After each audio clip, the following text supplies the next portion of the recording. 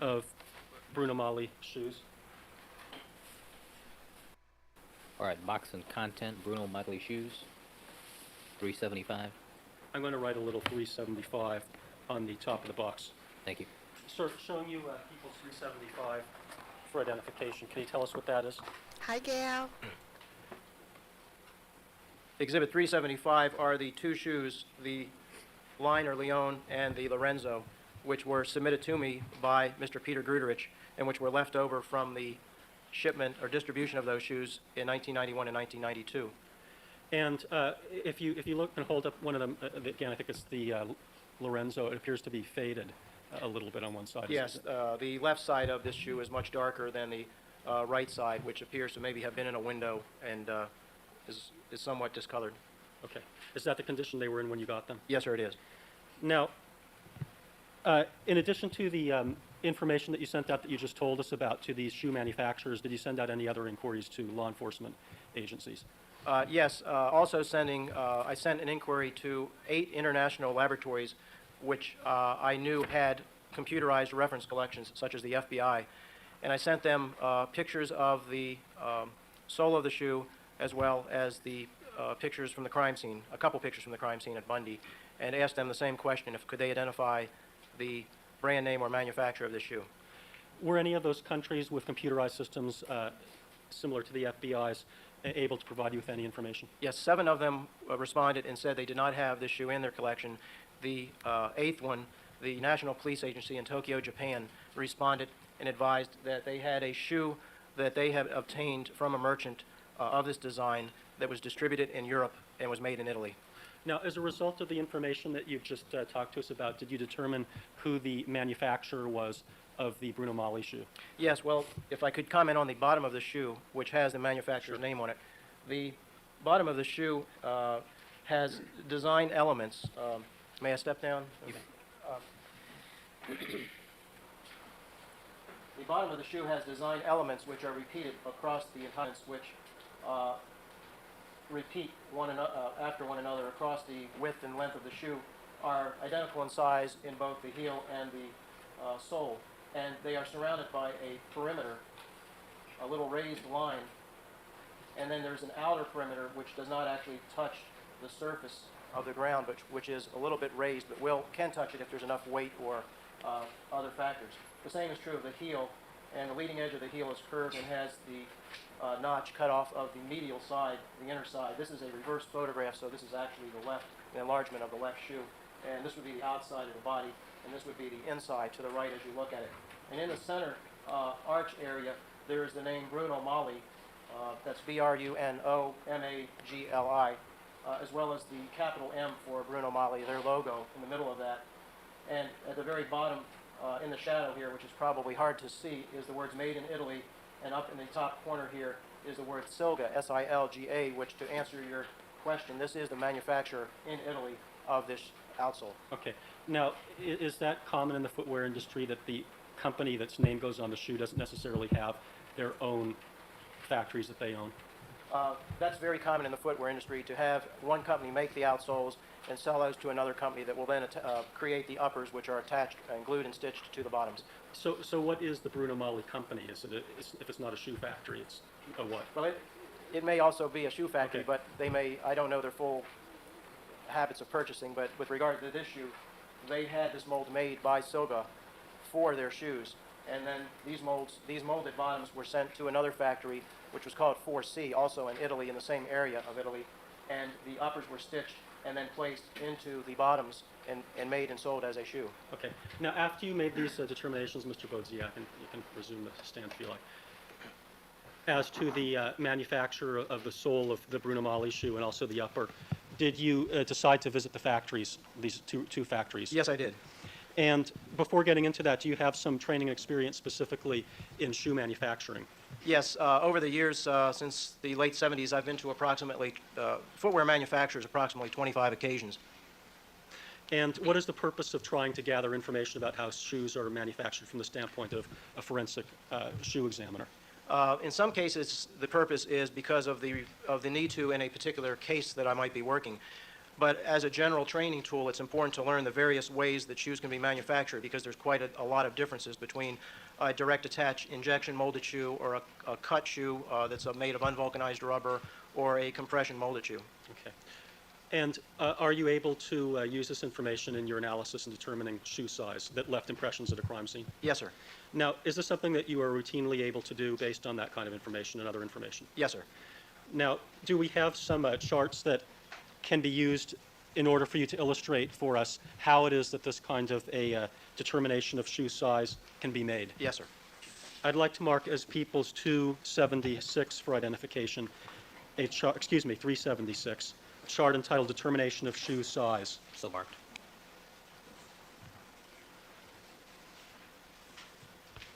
Sir, directing your attention to People's 376 for identification, do you recognize that? Yes, I do. And can you tell us what the top portion of the chart under non-specific sizing refers to? Yes, non-specific sizing is what I would label as instances when we were submitted partial impressions from a crime scene, or impressions that we could never specifically identify as having been made by a specific manufacturer. And because of those characteristics and not being able to link them to a specific manufacturer, we would only be able to give an estimate, and sometimes a very rough estimate, of the approximate size based on the impressions that we had from the crime scene. And this would be, like I say, a very rough estimate, but in non-specific sizing would be what I would call that. Now, in cases where you do have the information as to who manufactured the shoe, what can you do? In that case, we can specifically size the shoe if it has been made in certain manners. If it's been cut from a sheet of goods and then just glued to the bottom, that's usually not possible with an absolute 100% certainty. But if the shoe has been molded, and the molds have been made with a hand-milled method, where the person is actually guiding the milling device and creating the mold through their personal direction, as opposed to a computer method, then each of those molds, both in different sizes as well as molds that may be duplicated in the same size, each of those will come out slightly different. And those differences will manifest themselves in the impressions at the crime scene and enable a direct comparison to eliminate the molds that did not make the shoe and identify the mold which did make the shoe. And is the testimony that you just gave as to determining a shoe size summarized on this chart? Yes, it is. Now, using the lower portion of the chart, can you explain for us in a little bit more detail what it is that you can determine from a hand-milled mold? Yes. I mentioned that the molds would vary because of... And again, if you need to step down, you I think I can do it from here. The molds would vary because the person's hands would be involved in it, and they would not be directed by a computer. And I placed arrows on two molds here. The drawings represent two molds of the same size. And because a pattern or template is used, it is transferred in a different manner each time when they route out or hand mill the mold. And the arrows showing the exact resulting positions of the design, in this case, the circles and the zigzag or herringbone pattern, and where those circles and pattern touch the perimeter of the shoe, those will vary both within the same size and between different sizes. So, for example, on the two shoe sketches, if we're referring to the portion that has the arrow that relates to the zigzag, it appears that the shoe on the left starts with a zag and then has a zig, and the other one has a zig and then a zag. Is that correct? That's your terminology. Okay. If I may use the pointer, on the right-hand side, what I was stating is that this zigzag is going in a downward direction at an identical point in the heel, where at this same point in the heel, it's going in an upward direction and almost parallel to the corner, even though the size and shape features of the zigzag are the same because they're from the same original pattern. It's the point at which they meet the perimeter which is most clearly shows the differences. The same would apply to the circle. Okay. Do we have another chart that's designed to indicate how it is that this phenomena occurs with Yes. hand-milled molds? And I'd like to mark as People's next in order, it's 377 for identification, a chart entitled Hand-Milled Molds, or How Hand-Milled Molds Are Made. So marked. Directing your attention to the top of this chart, Mr. Bodziak, where it says a design pattern is used in the hand milling of a mold, what does that refer to? What I'm referring to at the top of the chart is basically a pattern or template. And this would be, for demonstration purposes, one which had, again, the zigzag or herringbone pattern and the circles. And this would be larger than the resultant mold, and it would either be a plastic template or some other type of pattern that the person would use as a reference or guide to control the direction of the routing device, which would chew out the metal from the steel block and create the actual steel or aluminum mold which the shoe is molded in. And using the bottom portion of the chart, can you indicate for us how it is that this process can result in variations each time you create a mold using that same template? What this shows at the bottom, and I have made one of these herringbone rows a different color to draw the attention to that. This would be the template, and we'll use the yellow or gold line as a reference point. And this would represent the block of steel or aluminum that the hand operator would route out in this pattern, using this as a pattern device or as a guide.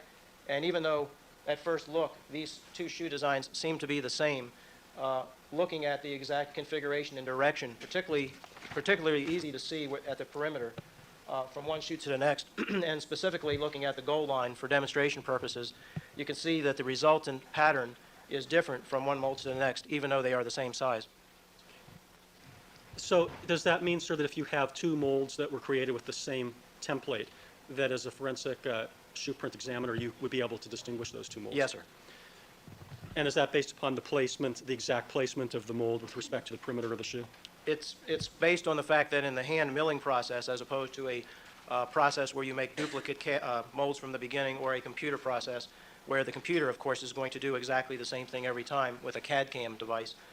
In the hand milling process, each of these patterns will result in a slightly different position each time. Okay. Now, are there some other factors that you take into account when you're trying to determine shoe sizing issues? Yes, there is. And do we have another chart that's designed to illustrate some of those other factors? Yes. And I'd like to mark as People's 378 for identification, a chart entitled Other Factors Contributing to Shoe Size. So marked. Sir, directing your attention to People's 378 for identification, can you tell us what the top portion of the chart refers to? Yes, the top portion of a chart depicts what is known in the footwear industry as a last, L-A-S-T. And this was originally years ago always in wood, but nowadays it's normally aluminum or a hard plastic. And it's basically a foot form, represents the size and shape of a foot that would be used to stitch and stretch the upper of the shoe over, and then the upper would be tacked around the bottom of it, and then that would be glued or stitched to the upper. And how is it that this factors into determining the size of a shoe?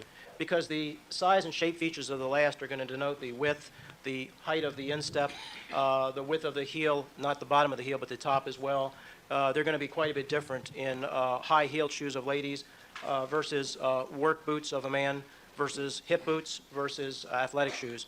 And so those features, because they allow and control the room in the upper of the shoe, they are going to be a factor in the eventual fit of that shoe to a particular person. And what are the other factors that are discussed on this chart? The second portion refers just generally to the fact that the physical size and shape, as well as size considerations of shoes drastically different, such as high heel shoes, athletic shoes, and work boots, obviously are different because of the type of construction, even though they might accommodate the same size foot. All right, and what is the choice of which sizing system is used, refer to? The choice of which sizing system used lists the common sizing systems used in the world. The top row, which is labeled centimeters, and the bottom row, which is labeled inches, are just linear measurements for reference. They are not sizing systems. But the European method, which goes from 0 to 48 on this chart, if I can see from here, and the English or British system, the United Kingdom, and the American size for men, and then the U.S. lady sizes, are laid down in this diagram or chart showing the relative conversion factors or equivalents. For instance, if I may step down. Yes, sure. For instance, a size 42 European, let me first say that the distance between each size in the European is different than the distance between each size in the English and American. The difference in sizes between English and American are each 1/3 of an inch each size, or half size, but the European is different. So when an American person travels to Europe and they go to buy a shoe that's made for a European market and not to be sold in America, they will have to look at the sizes such as 38, 40, 42, and so forth, and try to find the American equivalent size that they normally would wear in America, and that would be a starting point for them if trying on shoes to see if that shoe fit. For instance, looking at a 42, it coincidentally lines up very well with the British size 8, but not very well with the American size, more like an 8.5 or in between an 8 and an 8.5. But the 38, the 40 coincidentally lines up just right with the American. A 44 is a little bit more than an American 10, and a 46 falls between the 11 and a half and 12. And so those would simply be equivalents. So if you were to go into a shoe store in America, you might find on the label U.S. size 10. I feel like we're being trolled hard right now, guys. This is not a conversation for a murder trial. This is not anything we need to know for a murder trial. We do not need this information. What the heck were they thinking? And then also perhaps the United Kingdom size, the equivalent, and the European equivalent. Okay, now are these comparisons that you've just made between the European and American sizes such that you know for sure that any given European shoe of a particular size can automatically be converted to an American shoe? No, because, using this conversion method? Because of the fact that there are other factors in the shoe in addition to just the size of the sole, and the fact that in most instances the European size doesn't line up directly with the American or British size, there would have to be some decision as to which size that shoe would be made on and what it would be called. Okay. And are there some other factors that are, in addition to the ones that are on this chart, that also go into the issue of shoe size? Yes, there are. May I? Yes. Yes, there's other factors. One that's very important is the personal preference of fit. Some people, for instance, if they're buying a soccer shoe, may prefer it to be very tight. If they're buying a dress shoe, they may prefer it to be loose so they don't have to go into that breaking in period. If the shoe's in a very expensive leather shoe, they may know that in a couple wearings it will be very soft and pliable and will stretch to their foot, and they may like that fit, so they may intentionally buy it a little more snug. So there is a lot of factors involving personal preference that play into account. Okay. Now, would it be fair to say, just to summarize this issue of shoe sizing, that there are more factors that go into it than a layperson might imagine? Absolutely.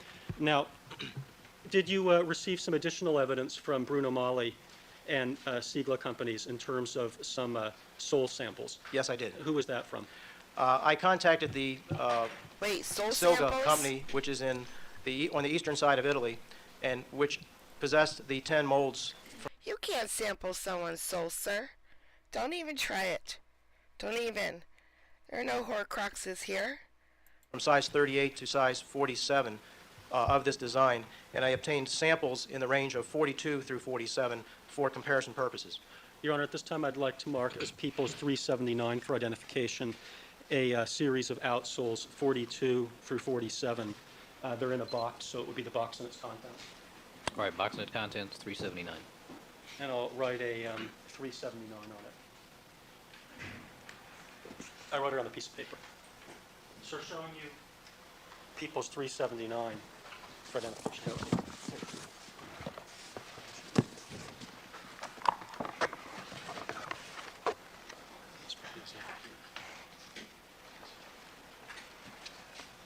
Sir, can you show us what you received from Silga?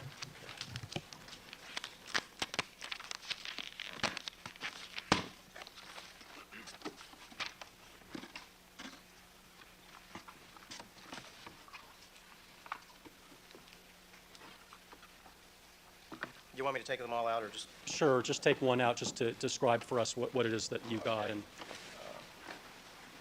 how it factored into your analysis. Okay, this is the this is the compression molded sole, and I received a left and right for size 42, 43, 44, 45, 46, and 47.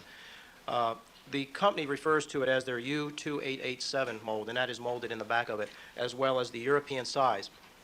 The European size is on this sole because it is made in Italy, which is of course Europe, and so that is the sizing system that they would typically put on their molds in their soles when they make it.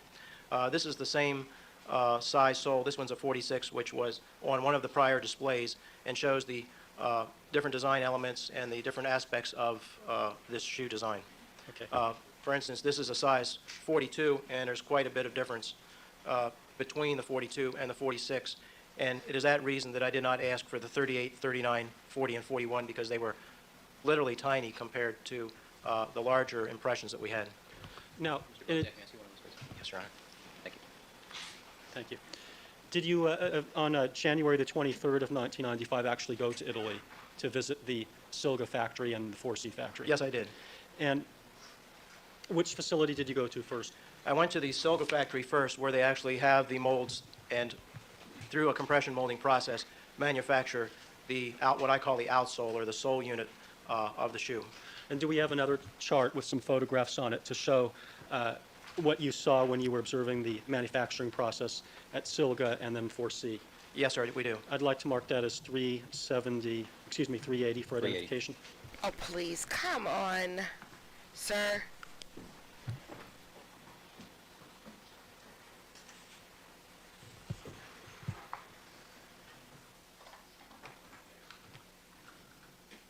They couldn't just get an expert to say, yep, those match.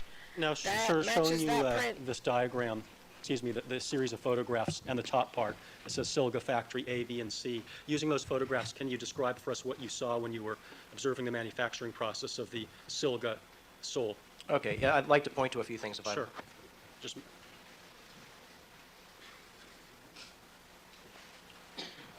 The top three pictures are pictures that I took at the Silga factory in Italy.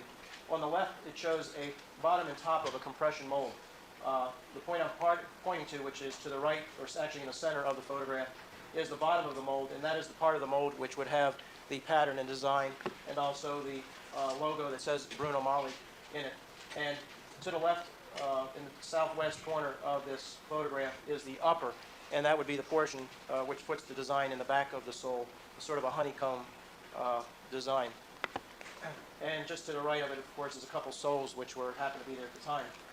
And this is known as compression molding, or an open mold process, because like a waffle iron, they will put the pre-measured rubber in this mold cavity with this portion over top of it, and they will mold it. It will melt and conform each time to the exact size and shape features, and come out of the mold the same size and shape each time.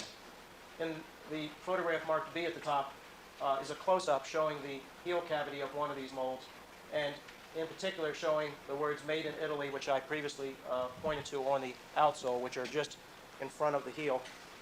And also there is a oval area, and removed, that's normally where the name goes, Bruno Magli, but the slug, which is removable, is sitting next to that mold, and this was the purpose of taking this picture, was to show that this can be removed. The factory has another set of slugs which have the name Lord, L-O-R-D, on them, and that was the name on the shoe that the National Police Agency in Japan had identified as part of their reference collection from Europe.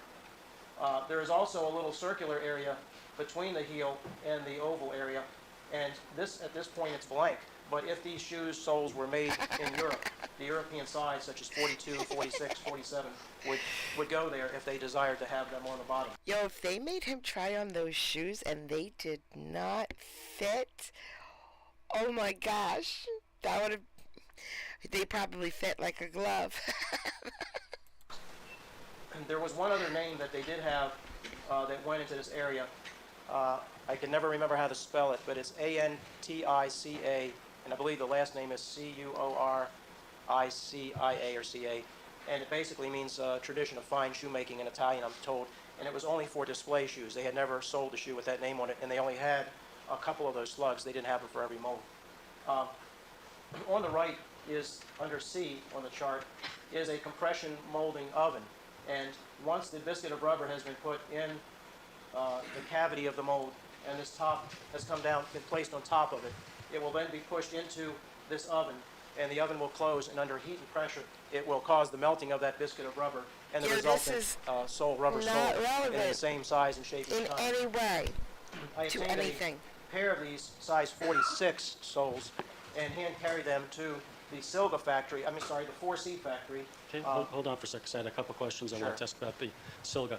When you were at Silga, did you look at only one mold or a variety of different molds? I examined all of the molds from size Raven, 38 to how 47. are you? And then when you left Silga, what did you have with you? I had a pair of size 46 left and right sole. And where I did you need go to with buy a those? new headset, I then went to apparently. the I'll 4C take factory, care of which it. was a few miles down the road, and that is the factory which Bruno Magli had commissioned to make the uppers of their shoe and glue those uppers to the molded soles. Picture number D shows in the background, slightly out of focus, a shoe that is being, glue is being applied to, and in the foreground, in the center of the photograph, the outsole, which is having some glue applied to it. This glue is applied, it's allowed to cure, and then before the two are put together, it's reactivated with heat to give sort of a contact cement arrangement. In photograph E, the person there is taking a upper of the shoe, and right next to his thumb there's a little bit of green that you can see, and that's part of the last that was used to have the upper of the shoe stitched around. So the green thing is actually inside the shoe. Part of the last, which you can see over an F. And he is taking the molded rubber sole from Silga that has had glue applied, and he's pressing them together very carefully to position them right. He is then going to put them in this machine to the right, which will apply uniform pressure for a period of time to assure that the contact of that cement is complete. After that, in order to get Thank the you, shoe, Jude. I'll take which care is of very that. I tightly will stretched take around care of that that last, today. off of the last, it is After my turned over streams. and put on this metal rod, which has a little pin coming up and fits into a hole in the last. And the toe of the shoe is pushed upward, which breaks this last down so in a manner that you would if you were sliding your foot out of a shoe, and it allows them to remove the shoe from the last, and then of course put the shoelaces on and sell the shoes. Now, why is it that this particular shoe is in leather as opposed to suede? Well, when I went to the factory, of course, they were no longer making the shoes that were only made in 1991 and 92 for Bruno Magli. They're still making, these are Bruno Magli shoes. They're the same lasts. This is a size American 12 last, and they are making the shoes for the same company in the same style, but they do not have the same leather material, of course, that they had, which was a softer suede leather back in 91 and 92. They're now using a harder pebble-grained material. Okay.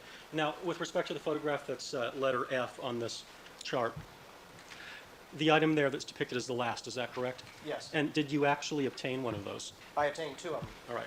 And did you bring those back to the United States? Yes, sir, I did. You can resume the witness stand.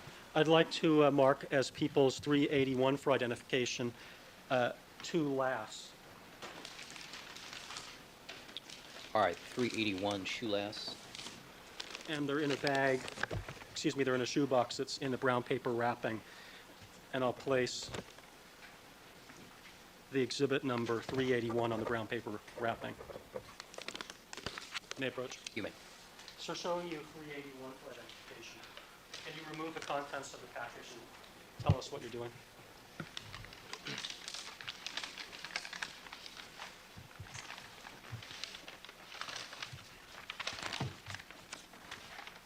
Give him a big hug from me, please. Exhibit 381 is the pair of lasts which were used to make the shoes that I observed being made at the Silga and 4C factory. The outsole size that I observed being used at that time was the European size 46 sole. And these lasts are, even though they're made in Europe, are graded with an American size 12. And the reason for that is the American grading system for shoes takes into account more measurements and variations than the European lasting system, which normally shoes in Europe are only available perhaps in one width, maybe two widths. So because these are quality shoes, they're very expensive shoes that are made with leather, they have to be produced with a high quality, they use the American grading system and American lasts. On the side of one of these lasts was written, when I observed it in the factory, in addition to size 12, was written the number 46. Could you place one of those lasts perhaps in the size 46 outsole just so we could see how they compare? Yes, sir. All right. Now, based upon all of the information that you had from your visit to Italy, from the lasts and the soles and the photographs of the Bundy crime scene location, were you able to form an opinion regarding the size of the shoes that caused the shoe prints at the Bundy location? Yes, I was. And what's that opinion? That size was an American size 12 with the European size 46 sole attached to it. Now, do you have some additional charts that are designed to show the basis of that opinion and how you arrived at it specifically? Yes, I do. Directing your attention to what I'd like to mark as People's next in order, a chart entitled Reverse Shoe Sole Chart. 382 for identification, Your Honor. So marked. And Mr. Goldberg, 10:30. Excuse me? 10:30. Okay. Thank you.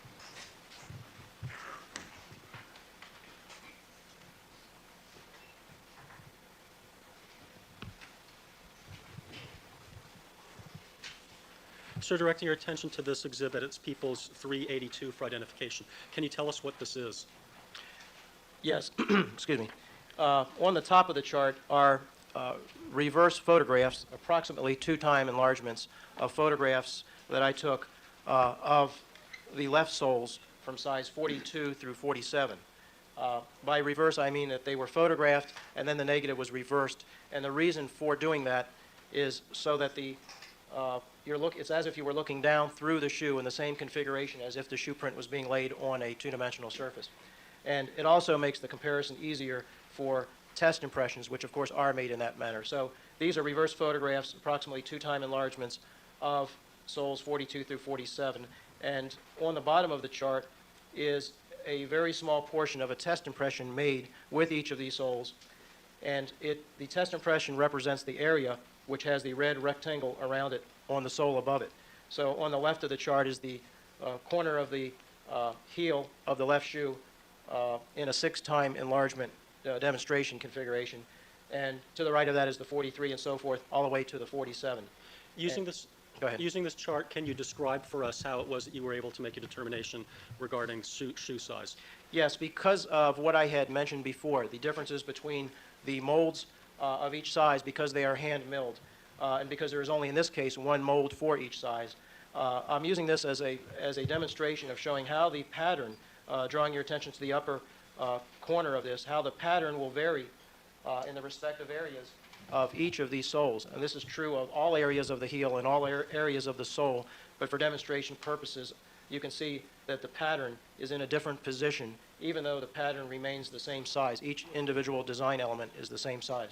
Well, if you take, let's say, 42 and 43, just for illustration purposes, can you demonstrate for us how the impression for 42 corresponds to the sole for 42? Yes. And then also the differences with 43. Yes. I don't know if the sole is large enough to be seen, but looking first then at the impression, there is a fragment of part of the design element on the left border, a certain distance from the top curved portion of the heel, and then there's this curved area between that design element and the other half of the design element. And so you can see that there's a respective portion of this design corresponds with that area on the left shoe, size 42. And the reason it corresponds is because the impression a shoe leaves makes physical contact with the surface. And the physics of contact ensure that this pattern is going to be reproduced. In other words, this pattern is going to represent these features precisely. You wouldn't have this shoe making a pattern that agreed with one of the other shoes. And then looking at the same area in 43, you can see that there's a much bigger part of this area. This curved area's got a lot of design between it and the perimeter. This has moved out a lot further, and you're starting to get the angulation here of other aspects of that design. And there's an angle up here as well. And this represents precisely what you have in the respective area of the size 43 sole. Looking to the far right between the 47 and the 46, in the instance of the 47 to the far right, the manufacturer of the molds forgot to route the border, that is this line, raised line around the shoe, and so the design is open. There is no connecting border, and that's very, very obvious in the impression. And then looking to the left of 47, looking at the 46 impression at the bottom, there's just a drastic difference between the design positioning in those shoes, whereas these are a little bit closer but still distinctly different. Okay, now, this was done for illustration purposes, I take it. Yes, it was. But could you have done the same thing with different parts of the shoe and made the same kind of illustration of how you can distinguish between 42 Yes, and I could have done it with both shoes, and I could do it for each part of the shoes, but because I would have to make these so large to see for demonstration purposes, I chose to just illustrate one as an example. Do you have another exhibit chart showing one of the shoe prints, or actually two of the shoe prints at the Bundy location, and how you engaged in an analysis to determine the size of those shoes? Yes, I do. I'd like to mark that as People's 383 for identification, Your Honor. It's called Shoe Print Comparison Chart. Yes.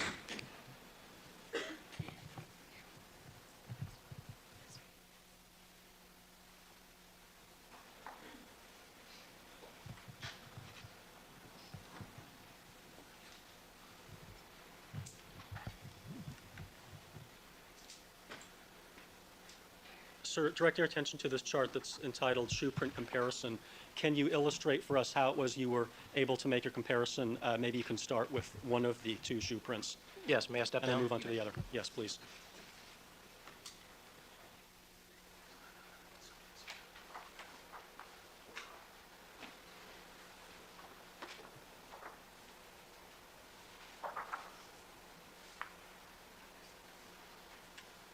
Okay, the chart entitled Shoe Print Comparison, on the left side has one of the photographs which I examined, which is a bloody shoe print from the Bundy location. At the crime scene, it was marked Shoe Print E. The Los Angeles Police Department called it Shoe Print E, and the FBI, in my report, I referred to it as Q107. It is an impression of both the sole and heel. On the right side is another shoe print, which I marked FBI Q68, and which was down in the lower walkway area at the very entrance inside the gate. And that is of a heel impression. And if whatever impression would have been up here would have been, if that impression had been laid down up here, it would have been interfered with by the other blood in that area. So you can only really see the heel impression on FBI Q68. In the middle is an approximate 2-time enlargement of one of the test impressions I made of the left shoe using the European sole size 46. And attached to shoe print E and the Well, gang, I'll be right back. Behave. I'll be back very soon.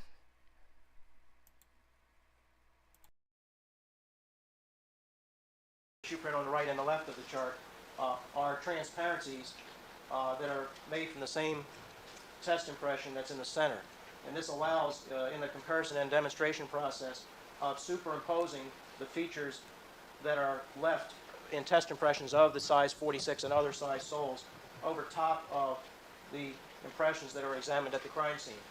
And by putting these over these impressions, the precise configuration of the design elements, as I had mentioned before, and how they meet the borders where they are visible in this print, as well as the design element and fragments of the border, which were up in this area and made from respective areas of this shoe, correspond. And also FBI Q68, the heel impression, the overlay demonstrates that as well. You can place this overlay back and forth and see the corresponding pattern agrees. Using this method, I was able to take the size 42 through 47 shoes of both left and right, and I was able to make test impressions through direct physical contact in a transparency form. I was able to place these over the crime scene impressions and determine which size of the European soles made that impression and eliminate the others. And in doing so with regard to these two, I determined the left size 46 sole positively made the impressions, and the 42 through 45 and 47 soles could positively be eliminated. And with respect to the print on the right that says shoe print, FBI Q68, even though only a heel of that is visible, you were able to determine that was a 46 European sole. Yes. How? Because the heels, like the rest of the shoe, are distinctly different. And so no other heel in the other sizes could have made that impression. Were you able to determine whether these shoe prints were made with a shoe that was manufactured on that precise mold that you saw at the Silga factory, the 46 mold? Yes, it had to have been made in that mold. There would be no other mold like it. So it was made, the shoe that made the impressions that I've addressed here, Q107 and Q68, were positively shoes that came from the Silga mold size 46. Okay. Your Honor, I was going to move on to another topic now. Do you want me to do that, given that it's only 25 minutes after the hour? Well, I'll leave it to your discretion, counsel. Do you want to forge ahead, or you want to take a break at this point? Perhaps we could take a break. All right. All right, ladies and gentlemen, we're going to take our mid-morning recess at this time. Please remember all my admonitions to you. Don't discuss the case amongst yourselves. Don't form any opinions about the case. Don't conduct any deliberations till the matter has been submitted to you. Don't allow anybody to communicate with you with regard to the case. We'll stand in recess for 15 minutes. And Mr. Boziak, you may step down.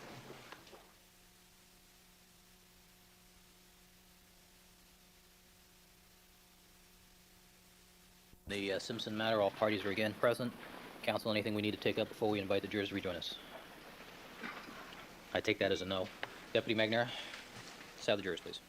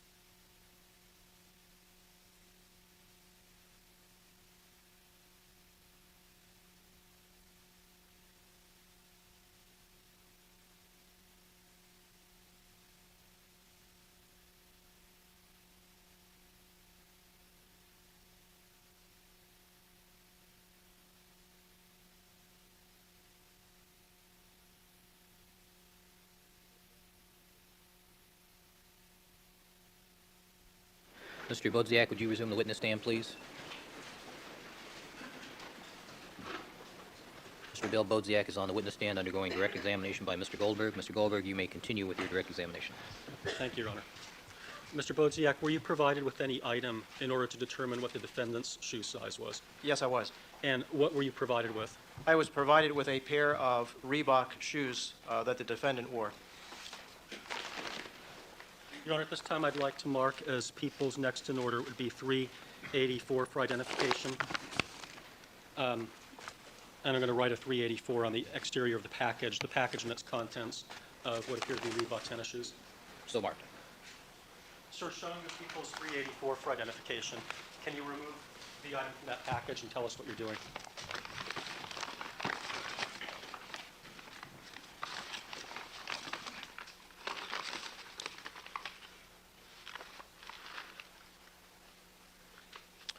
.384 is a pair of Reebok shoes, white in color, what I would call a low profile, that were represented to me as the shoes of the defendant. And what did you do with those Reebok shoes? I made measurements of the exterior length of the sole as best I could without cutting the tops off. I made measurements of the inner length of the insole, and I made a direct physical comparison between them and a size 12 Bruno Magli shoe. What size did you determine the Reebok shoes to be? The Reeboks are labeled U.S. size 12. Now, sir, in making the determination of the defendant's shoe size, why not just measure the defendant's feet instead of doing this? Because of the factors of personal preference of fit and other factors which come into consideration, measuring the feet would not be the most accurate way of determining shoe size. In terms of getting an idea of personal preference and fit, did you write a letter to Detective Lang and Vanatter about wanting another search to take place in order to inventory all the defendant's shoes? Yes, I did. Why was that you wanted that? Well, I thought it would be more thorough to look at all of the shoes, but the shoes I had, I did make a comparison of. And is this a fair comparison between the Reeboks and the Bruno Maglis? Yes, it is. Do you need to have the complete inventory in order to render certain opinions as to whether or not the defendant would be a candidate for having left the shoe prints at the Bundy crime scene? I'm sorry, could you rephrase that? Do you need to have additional information other than what you have right now in order to be able to render an opinion as to whether the defendant could have deposited the shoe prints at Bundy? That he would be a viable candidate? Yes. No, what I have is sufficient. All right. Now, can you show us, in terms of a demonstration here, what you did to compare the Reeboks to the Bruno Magli shoes that you had? Yes, I had a size 12 right Bruno Magli shoe, the one which was from the original shipment from Bruno Magli in New Jersey that Mr. Peter Gruderich had provided to me, and that is marked 12 in US 12, and was the shoe that was made on the American 12 last with the 46 sole.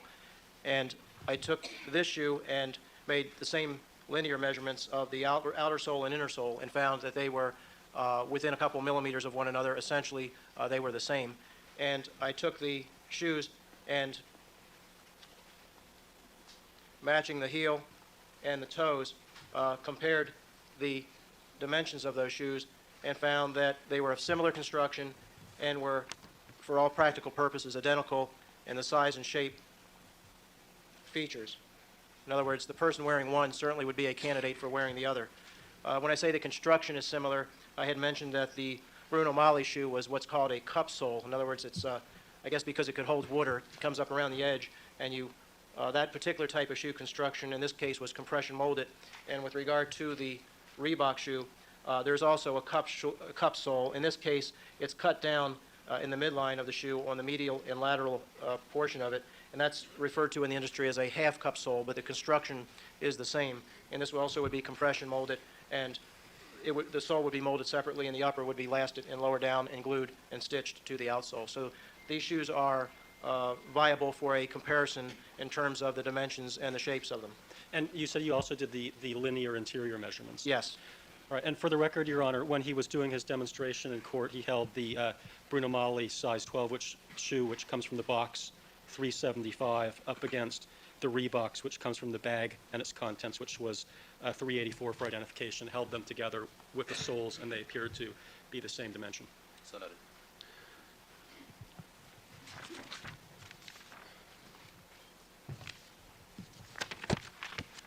Now, Sir, in your book, Footwear Impression Evidence, did you discuss any materials relating shoe size to height? Yes, I did. And did you also do a study yourself of that issue? I did a study which was concerning the bare feet impressions and barefoot dimensions of people, and part of that study reflected a chart which related the size of a person's foot to their height. Your Honor, I'd like to mark as People's 385 for identification a page out of Mr. Bodziak's book, just the chart portion. It says height calculation chart. What page is that from, counsel? Let me double check, because I cut it off on the Xerox. That was in Chapter 6, Mr. Bodziak. Yes.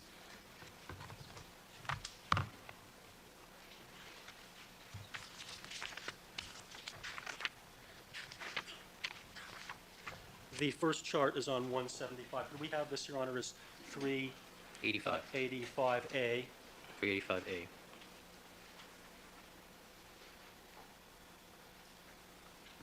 I wrote 385A on the piece of paper.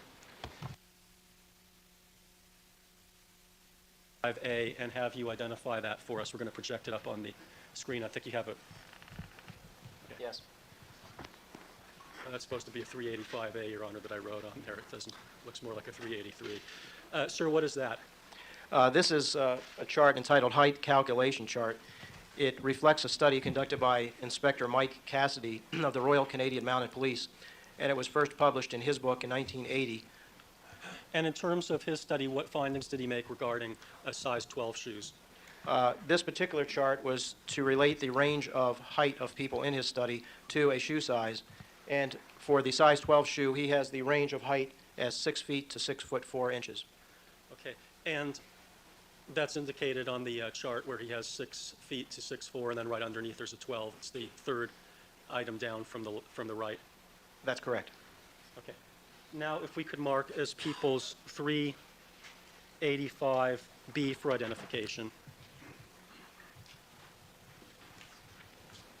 Mr. Bodziak's chart, which is on page 174 of his book.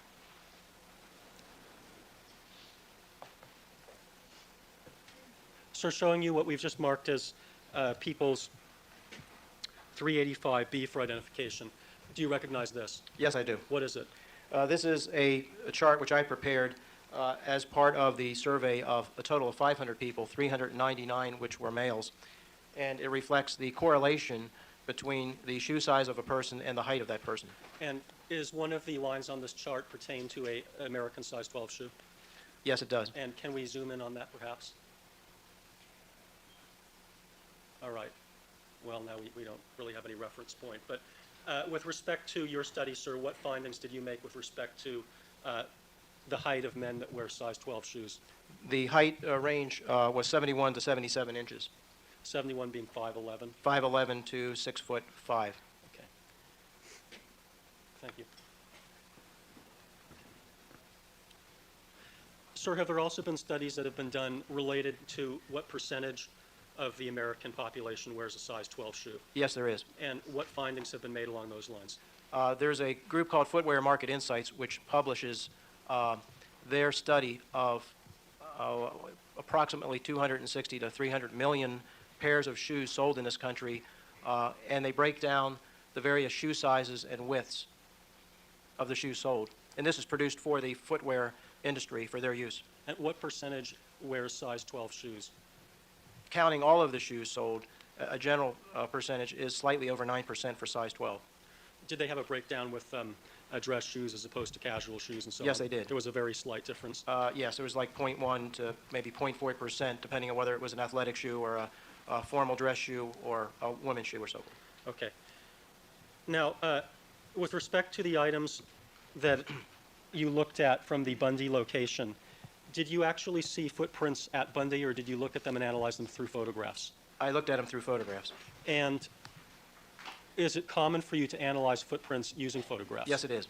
Are there problems that you've encountered, generally speaking? There can be problems with photographs if the photographs aren't taken properly.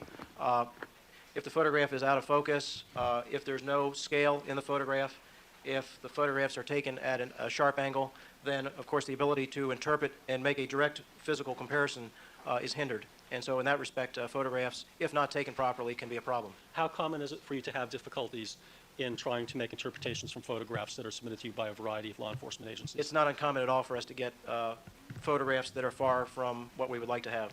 And in terms of the photographs that you were provided by the Los Angeles Police Department that were taken for comparison purposes, what was the quality of those photographs in terms of being able to do a comparison? Yeah, the photographs that were taken of the footwear impressions at this scene were taken in the prescribed method, in as much as they were taken from directly over top with the film plane parallel to the ground. They were taken with a linear scale, such as a ruler with a finely divided scale on it, and that would be for use to enlarge those photographs back up to the natural size, the exact size that those appeared at the crime scene. And they were taken all in focus. All of the ones which I saw were in focus. And they also used both color and black and white, which in regard to blood impressions is often very useful to have both, because in some instances the color will assist the interpretation of the photograph. Were there any photographs that captured footprints that were not taken in that manner? In other words, that were not for comparison purposes, but just happened to capture a footprint? Yes, there was one photograph which I had enlargements made of, which was on the step, one of the steps near the front gate, and that was taken at an angle without a ruler next to the impressions. And I don't think the intention when that photograph was taken was necessarily for those impressions, but it's the only photograph I saw those depicted in. And then there were some other impressions which were photographed going down steps near the back of the walkway, and those were not really full impressions of any comparison value, but rather just rubbings of blood over the corner of the steps, and so it wasn't essential to have them taken in that method. Now, did you eventually visit the crime scene on February the 15th of this year? Yes, I did. Did you go alone or with someone? I went there with Dennis Fung and with Vic Petrozzoni. For what purpose were you going there? I went there to take the photographs, the natural size photographs I had of those footwear impressions, to confirm the orientation, in other words, the direction, east versus west or north, direction they were heading, and determine for preparation purposes of a chart the tiles that they were on or the various steps that they were on. Were you able to do that? Yes, I was. And what did you do when you were at the crime scene in terms of looking at the photograph and the crime scene in order to make that relationship? Were you looking at Yes. tiles or what? Because of the irregularity of the tiles, the concrete tiles, and cracks and blemishes in the surface of the concrete and the steps and the tiles, it was very easy to confirm precisely which photograph came from which portion of the sidewalk. Now, before getting into the Bundy crime scene in a little more detail, do you also have a chart that's been prepared to show, generally speaking, how footprints can be deposited at a crime scene? Yes, I do. And I'd like to mark as people's next in order a chart that's entitled Footwear Impressions After Stepping in Liquid. That is going to be People's 386 for identification, Your Honor. So mark.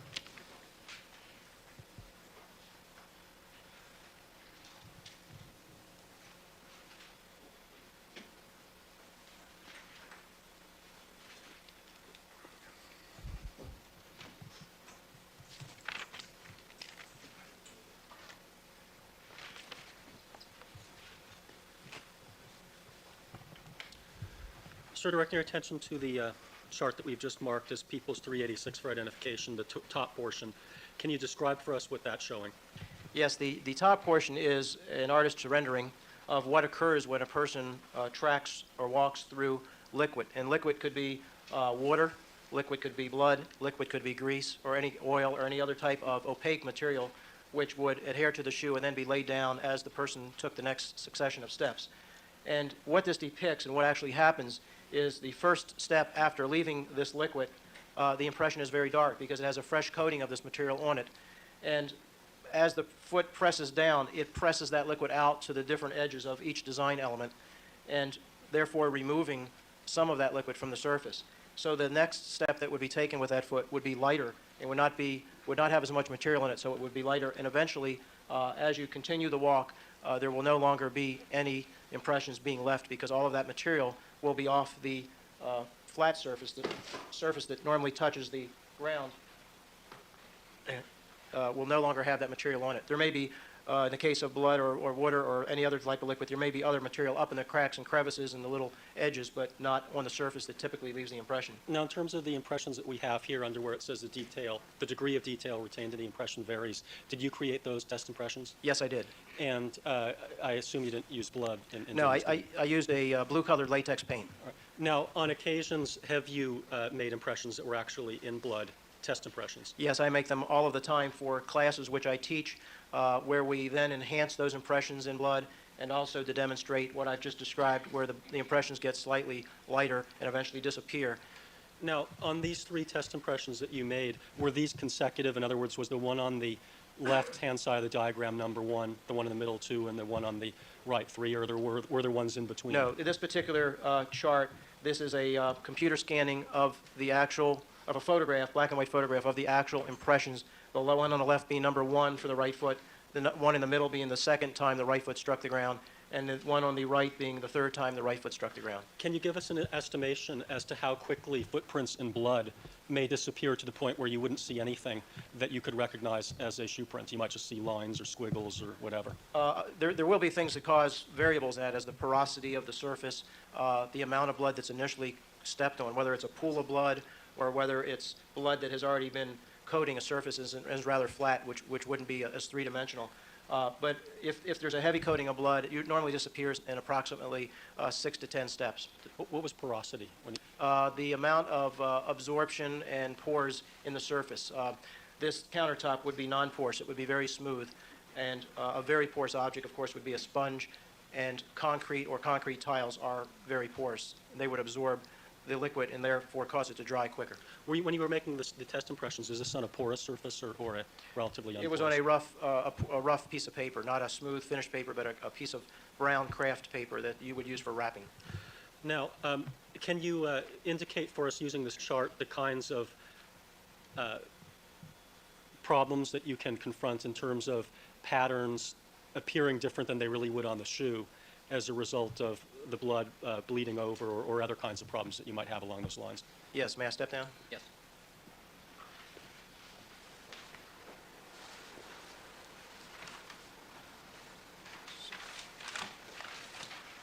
If I can use the sole as well as the picture.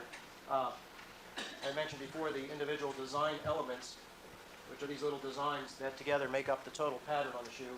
And I also mentioned the slightly raised perimeter, which confines the design elements in the sole, as well as that slightly raised perimeter, which confines the design elements in the heel.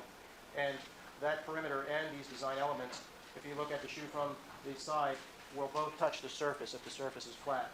The outer perimeter is raised. It's actually above the level of the ground, but it's very, very close.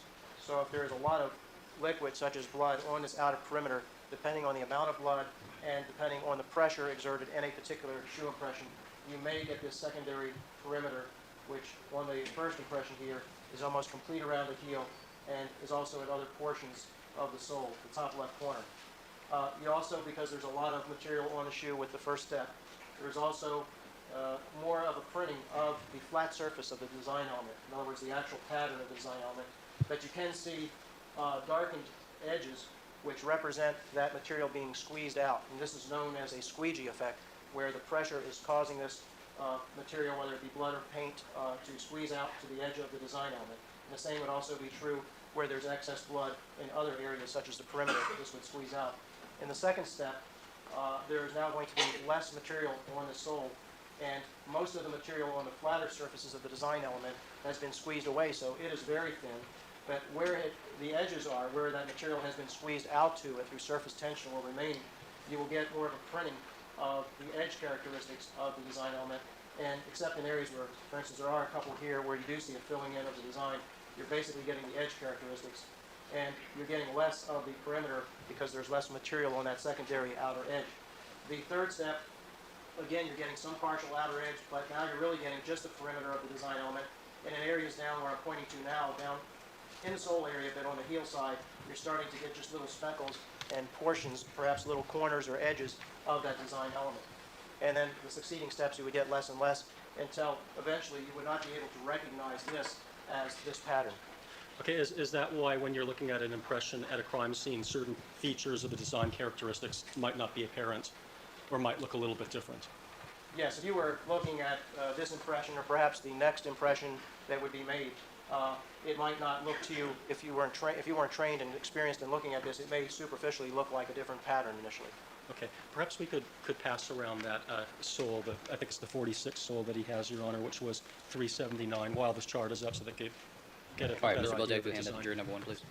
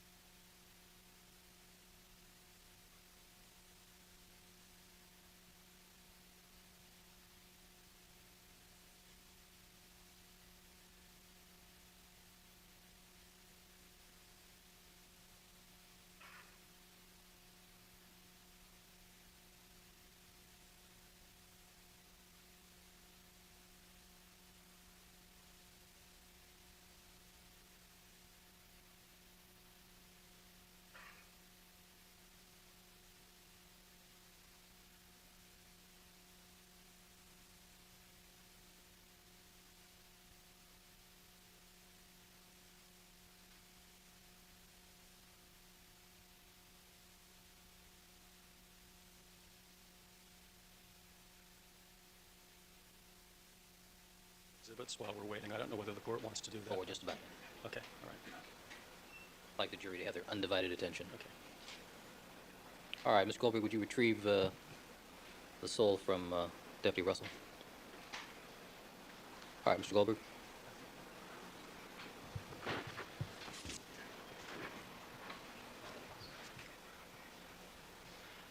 Now, you were talking about how when you went to the Bundy location, you were going out to compare the photographs to the tiles at the location. Do you recall that testimony? Yes, I do. And that was for the purposes of creating a chart. That's correct. Now, I'd like to mark as people's next in order, that would be 387 for identification. It's actually a two-part board, Your Honor. So maybe we should mark it 388, 387A as the first section, and B as the second. All right, so marked.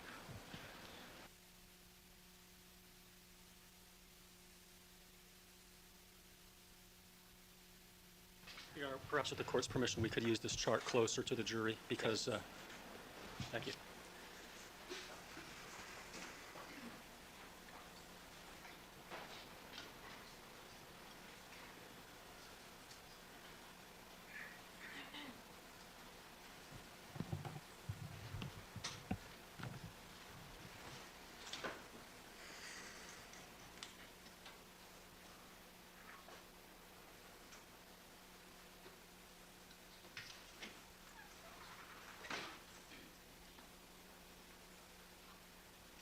Maybe I can mark as people's next in order a series of photographs of what appear to be shoe prints from the Bundy location.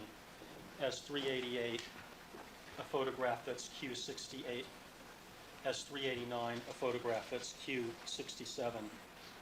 And then, Your Honor, there are a series of photographs that are A through P. They already have the letters A through P on them. I'd like to mark as 390A through 390P. Photograph that has the letter S on it as 391. X would be 392. Y would be 393. Q116, 394. And there's only one unlettered item, and I'd like that to be 395. So marked. All right, Mr. Bailey, can you see this? Mr. Bodziak, directing your attention to the chart that we've just put up of what appears to be the Bundy location that's been marked as 387A for identification. Do you recognize what this shows? You're going to have to ask him to step down because I think the Yeah, angle maybe is you too can severe. step down. Yes, I do. All right, and the legend of this is on the other side of the chart, is that correct? Yes, it is. Can you tell us what the color codes mean, starting with the purple shoe prints? The purple shoe prints, such as is indicated here in B, represent the right foot impression, and the pink or red, whichever you choose to call it, as represented by D as an example, are the left footprints, and the medium colored blue, sort of without a footprint shape to them, those represent ones which were too indistinct. In other words, the impression had worn down to the point where they were too indistinct to attribute to either that design issue or to a particular left or right. And Mr. Bodziak, is this the chart that you were referring to when you were talking about how you went out to the crime scene with Mr. Fun? Yes, sir. All right. Your Honor, I'm going to pause for a moment just to let counsel, they want to get a closer look at the chart. Certainly. Thank you.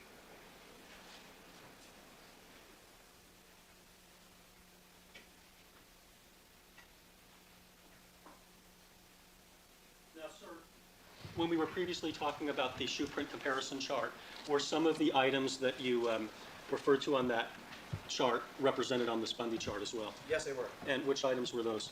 They were Q68, which was that left heel impression, and the impression which is depicted with the letter E, which was also a left impression, and which is further up the walkway. Okay, maybe we can start then just very briefly with the Q68, if you'd like to. Perhaps you can show us, showing you people's 388 for identification, what you did in terms of comparing that footprint. And since we've covered it, maybe you can just indicate for us how it was, Yes. in brief, how you did it. Q68 is the same heel impression which I previously demonstrated with an overlay, and this just shows the natural size rendition of that with, which is what I would have compared, what I did compare, with the actual original impressions that I made of the left and right soles from size 42 through 47. Okay, and was this the area of the scene that's the, where you would enter into the gated off or fenced off area? Yes, this is the front gate which is running across the walkway, and Q68 is pretty close in the corner, and it is headed in the direction of the arrow, which is on the tip of Q68. So if I were to hold this up, it would be headed in this direction. Okay, and actually the print was, you said, just a heel print, is that correct? Yes, sir. But on our chart, it has a full little footprint as the icon. Just to recognize left and right, they put a full foot on each of these. And the arrow would indicate the direction. Yes, sir. On the soil. And adjacent to that is a white envelope. So what was the opinion that you rendered with respect to this item, this Q67? Q67 corresponded also with the heel of the size 46 or American size 12 Bruno Magli shoe. Or the Silga sole that you... With the silver sole, yes.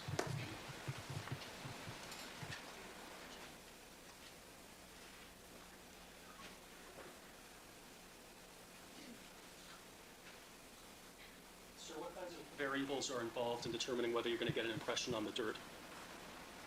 Well, any surface has to have, well, let me talk about the three-dimensional surfaces such as soil and sand and snow. Any of those surfaces will have to have, be fine enough in terms of, we all know that sand is a very fine material, and if you step in sand, you will depress it, and if it's dry, it will flow back together, it won't leave a very good impression, and if it's wet, it's a fine enough granulated material to, in most cases, leave an impression.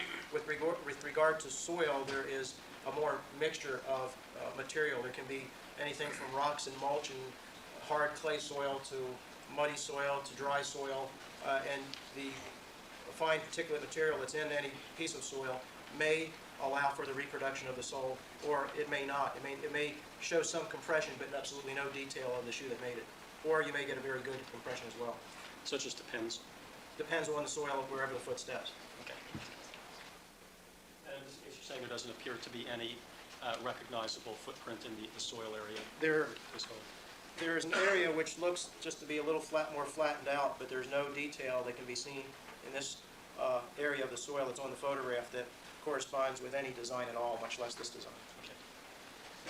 Now, directing your attention to People's 390A for identification, LAPD letter A. Can you tell us what you did with respect to that comparison and show that for the jury? Yes, again, using the original natural size photographs and the original overlays, test impressions of the shoe as is depicted in this demonstrative display, I found the characteristics in this impression corresponded only with the sole of the left size 46 shoe.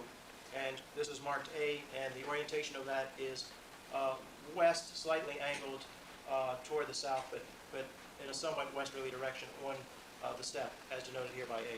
So that's the second step? Yes. Okay, maybe you could just walk down here a little bit and show the jurors that item, and then with the overlay removed, and then back. Let's flip the overlay back and forth.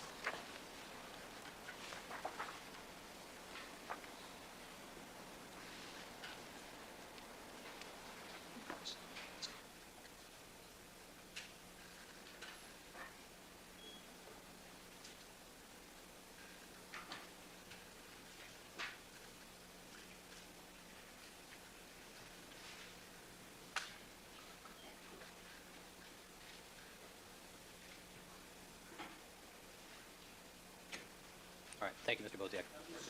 Exactly, in some of these photographs, I've noticed little tiny red arrows that are on the photograph itself as opposed to the overlay. Yes, I put a few of those on each one because it shows the variety of characteristics that are reference points I used.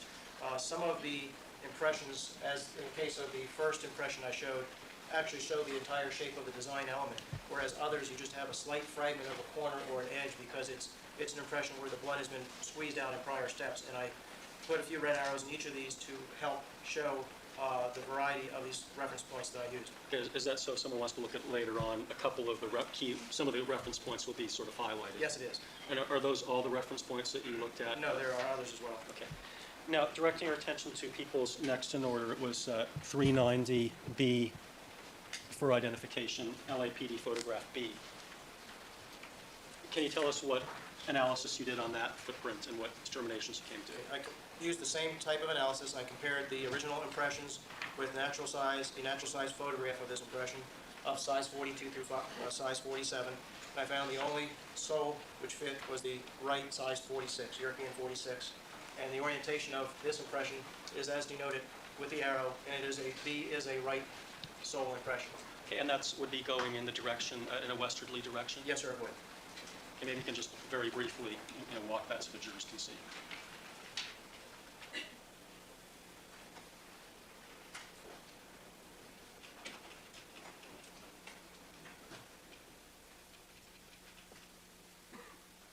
Now, People's 190C for identification, LAPD C. Can you tell us what comparison you did on that and what opinion you rendered? Yes, C is a right sole impression. I also compared the original impressions of size 42 through 47 soles and determined that the only sole which could have made this was the right size 46 European sole. Attached to C is a transparency to demonstrate this. I marked the chart with a right foot labeled C, and that is headed in a westerly direction. Thank you. And now direct your attention to 390D for identification, LAPD D. Can you tell us what comparison you did and what opinion you rendered on that? Yes, and again, the same type of examination with original impressions from soles 42 through size 47 against natural size picture of this sole, and I determined that the only sole which would superimpose over and fit this impression was a left size 46 sole. The orientation of the left impression D is also in a westerly direction. And now showing you what we've marked as 390E for identification. Can you tell us what analysis you did and what opinion you rendered on that? E is the same item which was part of the two-time enlargement chart which I previously demonstrated with a much larger overlay because it would be easier to see. And that, in the original examination, I used the original impressions of size 42 through 47 soles and determined that E was a left heel and sole, and orientation-wise, I marked it as a left sole and heel on this board, labeled it E, and it is headed in a westerly direction. And was that also the Silga 46 sole, did you say? Yes, so it would only fit size 46. Your Honor, And that's American size 12, as you previously said. That's correct. All of the 46 I'm referring to are American size 12. Your Honor, I don't want to pass all of these around, but perhaps just one so that jury can get a closer look with the court's permission. I would probably pass more than one, since they are of differing. They are of differing qualities. Yeah. I didn't want to take up too much time. I can do a few if the court wants. Once you select your Okay. case. All right. Maybe I'll start with this. If you're going to use more than one, perhaps you should start them going at the same time. Okay, this is E that I'm passing around. All right. Maybe I'll just, so the jury just can get a sense of what different impressions look like, pass F around at the same time, and then All I'll right, ask would you you hand about that it to juror later. number 7?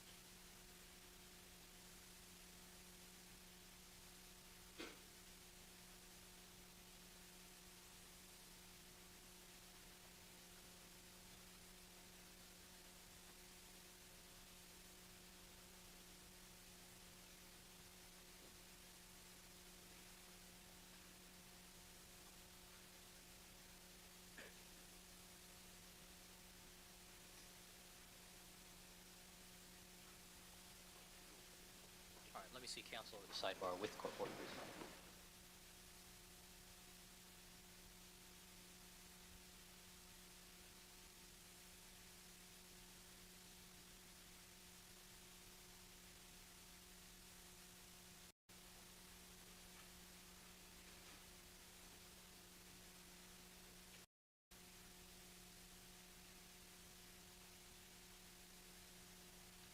All right, Ms. Goldberg, would you collect those 2 items? And for the record, would you give me the number and letter identification of both of those? Yes, it was D and E. All right, thank you. Yeah, we already asked you about E, is that correct? Yes. With respect to,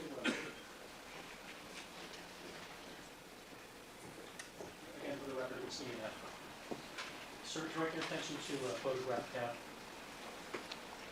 Can you tell us what analysis you did on that and what opinions you rendered?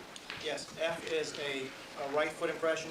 I examined all of the sole impressions, 42 through 47, with it, and determined that only the right size 46 American 12 Bruno Mali shoe would have made it with that sole.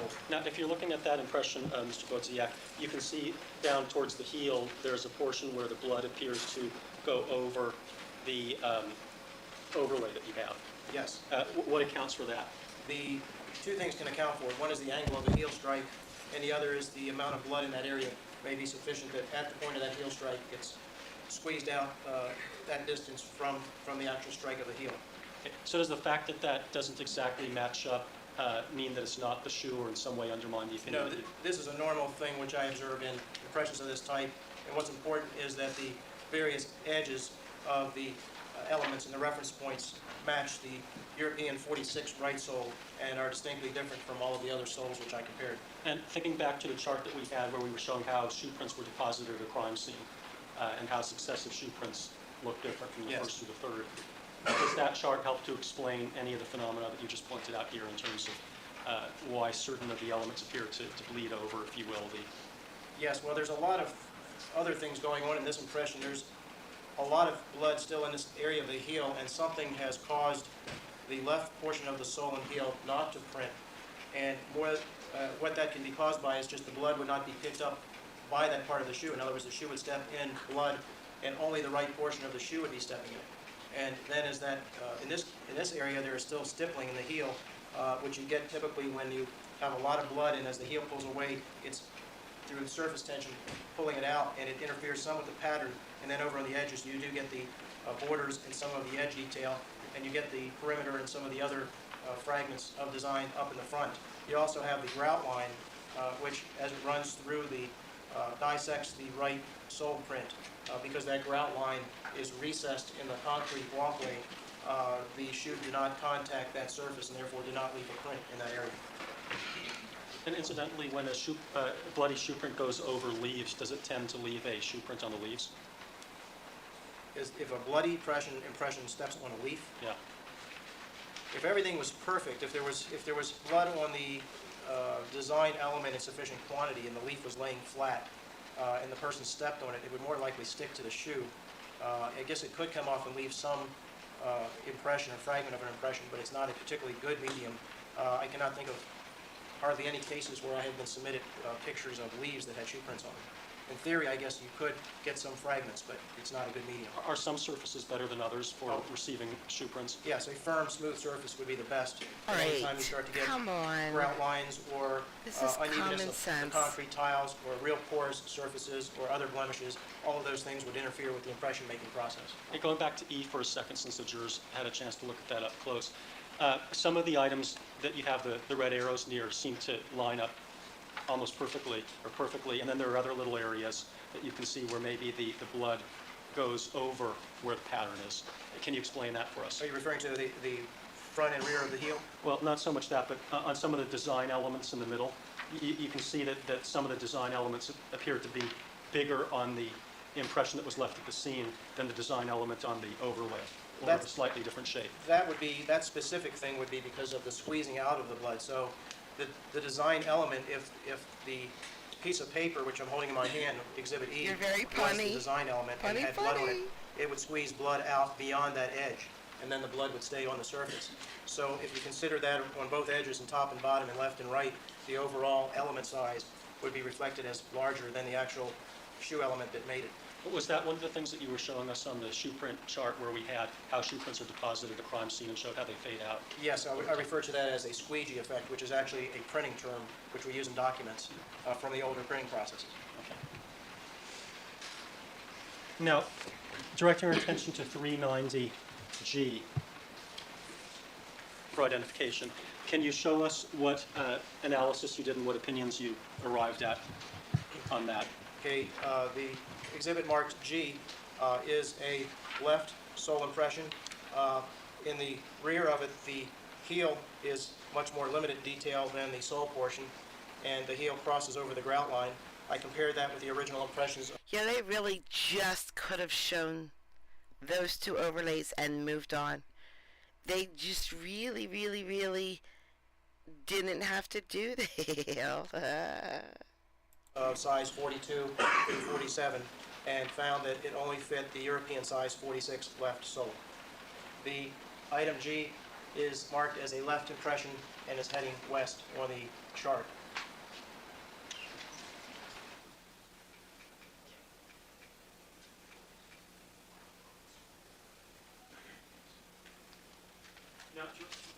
Now, so I don't have to ask this question over again. On a lot of the other photographs that we're going to discuss, are there also ones that have the squeegee effect that you've referred to in some of the other phenomena that cause certain of the design elements or characteristics not to line up perfectly? Yes, that is typically what you find in blood impressions almost all of the time. The You only can way wash that you them can in theory later. get a blood impression that printed like the test impressions I've showed is if you took a roller like a paint roller and very thinly coated the shoe and then made one impression. Then you might have such a thin coating that you wouldn't have that squeeze out. But of course, that doesn't happen at crime scenes. And so whenever a shoe has to step in a large amount of blood to then leave a track, there is that excess blood which squeezes out, and these types of things are normal. Okay. Now, directing our attention to 390H for identification, LAPD, photograph number H. Can you tell us what you did to analyze that and what opinion you arrived at? S is a left heel and sole impression, and it is also dissected by a grout line, and I compared the natural size photographs of H with all of the soles, size 42 through 40. So, in my house, let me just start off by saying, when my kids grew up, they had certain milestones that came with a certain age, all right? So, for example, year of 12. For them, year of 12 was when they finally turned 12 years old. They were allowed to sit in the front seat of the car. And for the entire year that they were 12 years old, they automatically got the front seat. Automatic. So for my first child, not a big deal because none of the other two weren't old enough to sit in the front seat. So her year of 12 was, she got to sit in the front seat. And then when the second one turned 12, then the older one, as long as that second one was in the car, as long as she was 12 years old, the older one get in the back. So they also had year 15. At year 15, for each of my children, they were to cook every meal with me.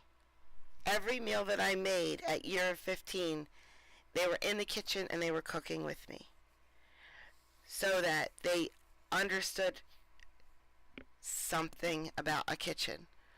They can cook a meal. Now, they're all older now. I am the only human being in a house with 5 adults that cook anything, ever. Except Anthony will sometimes put Tostito pizza rolls in a microwave, and Tiffany will sometimes make ramen. But when I say make ramen, I mean the cup of noodles that you just put water in and put it in the microwave. Not that you take a pot, put it on the stove, put the water in, and let that boil. No. So, I don't have dishes unless I cook. And then I have a lot of freaking dishes. But I don't have waking up to dishes. I do have waking up to bags. They'll go to McDonald's. They will go to Sheetz, go to McDonald's, blah, blah. And in my head, I don't understand it because take my worst dish. The worst dish that I could possibly make and put that next to McDonald's. And there's no comparison at all. The food that you make in the kitchen that you don't have to leave the house for is delicious. It's more delicious than Chick-fil-A, which I never get. So I don't know why they don't cook ever anything. I cook all the time. So they get cooked food, but they never cook it themselves. And I don't know why, because they know how. They spent a whole year doing it. You would think out of 3, one of them would have enjoyed it a little bit. It is fun to cook food. You would think out of 3, one of them would like to bake cookies and cakes every once in a while. You would think out of 3, one of them would have gotten OCD, clean the house a bit. You know, one of them would be like, oh man, I can't leave this room like this. It's too messy. I gotta clean this up. How do I have 3 that never cook clean? Never, never, never, unless I'm like, it's time for you got to, blah, blah, blah. I just don't get it. But no, I don't have to do dishes right now, because I worked yesterday, and then I went out with a friend after work and ate a buffet. I did. And the drink. So, alright, here's what happened. During the morning, I had to work and there was a meeting. We're having these new specials at work to attract some day drinkers. Right? They have less alcohol than a normal. They're highballs. They're all highballs. Well, we were in the meeting and my manager was like, try to get them only to get one of this column. So like a rum and coke. But not, he's like, and he said this, he said, but not a rum and coke and pineapple juice. Sorry. He said try to get them only to get one of these. Well, you know what I've never had in my whole entire life? A rum and coke and pineapple juice. I never had it. Never, never, never. Nobody has ever even suggested it until that meeting yesterday morning. So last night, yeah, that's the first thing I ordered. I said, yep, give me a rum and coke and pineapple juice. And it was delicious. I don't know what to tell you. It was good. It was not yucky. Then the person I was out with, I got a normal drink. It was a weird drink. Tasted great, but it was a normal drink. The person I was out with got this fishbowl goblet sized alcoholic beverage and could only drink like 2 inches from it. And it was like a $30 beverage. I was like, bet, no, we're not we're not throwing that away. It's horrible to waste. Don't waste. So I had a buffet and a buffet. I drank that whole thing. Plus with my rum, coke, and pineapple, which the pineapple actually really did make it taste good. Just letting you know. But yeah, I don't do laundry for them. I don't do laundry for them. They're adults. I don't care. If you want dirty clothes, go for it. It's your problem. That's your life. That's not on me. My clothes are clean and hanging. Oh man, but tell you my clothes are what they're not. They're hanging different ways. I'm telling you this now. Just a splash of pineapple juice. My shirts and dresses, like one is facing this way, one is facing this way, and I don't care, and I'm happy, and I love that fact. Because when I was growing up, I had to hang my mom's clothes up, and if they were not facing the same way, I'd get my ass beat. So now, I put my clothes in there any way I want to, and it makes me feel good that I can do that. I know that makes some people, they have to be facing the same way. The hell they do. They're hanging, they're good. They don't have to be facing the same way. But, yeah, my kids do their own laundry. I do not. I don't have time for their laundry. All right, we're talking about shoes and OJ. 47, and found that only the left size 46 sole matched this impression. H is depicted on the chart as a left impression, also headed in a westerly direction. And now direct your attention to 390I for identification. Can you tell us what analysis you performed and what opinions you arrived at? Okay. I is a right shoe impression, both the heel and the sole. I compared it with the size 42 through 47 soles and found that the size 46 characteristics, the European size 46, were the only ones which corresponded with this. This particular heel impression has a lot of excess squeeze out around the back of it, and there is a very, very fine line that you can see from the edge of the heel, and this excess area, which is void of any pattern, is a squeeze out effect due again to the amount of blood on the shoe and the angle of the heel at that point. So based on this, the size right 46 is the only sole that could have made it. On the chart, I is a right shoe impression, and it is Right heading in a now, westerly during direction. OJ? Is it? Now direct your attention to 390J for Most likely identification. no. But let me Can you look. tell us what analysis you did and what opinions, if any, you arrived at on this? Unless you made the video yourself J is an with impression your is own content, I doubt it. a left sole impression. There is no heel depicted No, other than I can't. a slight staining here, but it's not enough to confirm I it can't as a play heel. that. I'll get So in looking trouble. at just the sole pattern alone I can link of it. this impression with the size I'll 42 link it. through 47 left soles, I determined that the Oh, left size no. 46 contains characteristics, Yikes. some of which I've pointed to, indicating that the 46 sole of a left shoe left that. J is marked with a left sole shape and is headed in a westerly direction. So does that mean that this was the silver sole or just that it's consistent with? No, this? it's Listen, guys. Click that link. I cannot. But it is 31 seconds long. I'm going to click the link right now. But you won't hear it because I can't have my sound on. But that way I know how long it'll take you guys to click yours. Click that link real quick and watch it.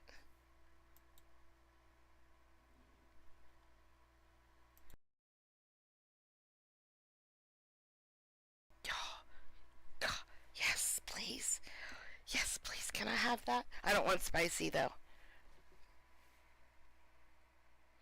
I used to make biscuits like that. Roy Rogers. Just to roll them out, cut them.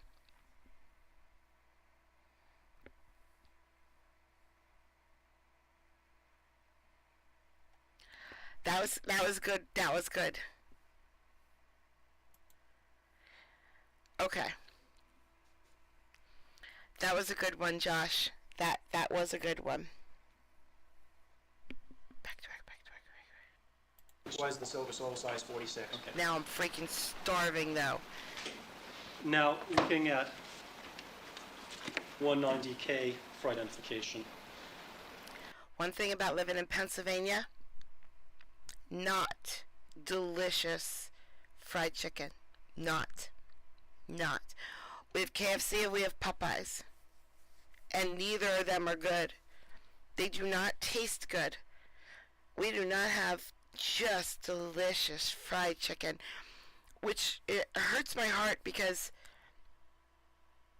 like, out of all foods, if you get fried chicken down right, oh my gosh, that is just a delicious meal. It's like pizza. If you get pizza right, even Aki pizza is sort of good. But good pizza, oh man. Good fried chicken and biscuits, oh geez. And Pennsylvania, no, we do not. I make good fried chicken, but I don't make great fried chicken. Because it's like the atmosphere and everything up here is not the same as down south. Down south, things get fluffier. Biscuits get bigger. You know, they get fluffier and bigger than up here. It's so dense. So, okay. I don't know, Chinny. They didn't get that far. I'll press play. Can you tell us what analysis you did and what opinions you arrived at on K? Yes. 190K, the chart that is marked K, was an area of blood which you could clearly see the blood, but in looking for features that I have looked for in the comparisons that I have demonstrated that would be associated with this sole, there was insufficient detail in this impression to make any correlation. In other words, the impression is now becoming, this way down the side, the walkway is becoming light enough to where there is no longer enough detail in this particular one with all of the variables considered that would enable me to associate it positively with a left or right silva sole. Okay, and that's why it's in blue on our That's chart. why it's in blue, and because I could not associate it with a particular sole, as would be the case with some of the other ones marked blue, I cannot orientate its direction. In other words, I cannot tell what direction it's going in. Is there anything about this that was inconsistent? In other words, that would allow you to eliminate the Silga sole as having positives? There was no pattern or evidence of design or anything in that impression which would have been different or of another shoe. It simply did not have enough detail to make any association with the silva sole. And incidentally, are there occasions where you can look at a shoe print, I take it, and say this did not create the impression that Oh, you had? absolutely, yes. An obvious one is if it's a different design, it could not have been made by a different design shoe. Now, direct your attention to 390L, labeled as LAPDL. Can you describe for us what analysis you did on that and what conclusions you reached? L is both a heel and sole impression. I made a comparison with the size 42 through 47 soles and determined that only the right size 46 heel and sole could have made that. When I orientated it with the direction of this impression, and this L is a right sole marked so, the direction of this was in a was in a southerly direction, actually coming out of an area of soil that parallels that sidewalk. Is that like a soil planter over there, or a place for There's shrubs? 2 or 3 feet of area as depicted on this diagram that contains some plants and soil. And in that particular area right around where we have L, is there any object in the planter area in terms of shrubbery that you took note of when you were out at the scene? The only thing I noted at the scene, and you couldn't help but note it, at the time I was there, which was several months after this took place, there was a tree which was hanging well over the sidewalk at that point, and I made it a point to check the photographs which were taken after the crime On the 13th? on the 13th of June, and at that time that tree was standing normally and straight up, and therefore this was something that occurred afterwards and was insignificant. And based upon your observations when you were out at the crime scene, if someone were to stand in that area facing in a southerly direction, as indicated with the shoe prints, are they visible from the street? Where they're standing here they are, because they would be in line of somebody standing out on the street. But back in a soil area, if they were just to step back into this area, even though there's no real cover there in the terms of bushes, because of this high wall and the other obstructions, a person standing back here would not be able to see them. They would be out of the line of sight. In other words, if they were standing a little bit back of M, where the soil area is? Yes. And if you're standing in that location and you're facing a southerly direction, where is this tree that you referred to? Would it be to your left or to your right? It's pretty much in the center around M and L, somewhere right in there. But it's a very thin tree. I mean, it's not going to obstruct a person from standing in there. Okay.